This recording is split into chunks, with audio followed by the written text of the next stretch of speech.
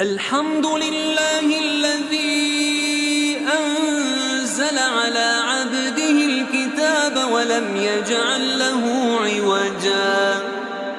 قيما لينذر بأسا شديدا من لدنه ويبشر المؤمنين الذين يعملون الصالحات أن لهم أجرا حسنا ماكثين فيه أبدا وينذر الذين قالوا اتخذ الله ولدا ما لهم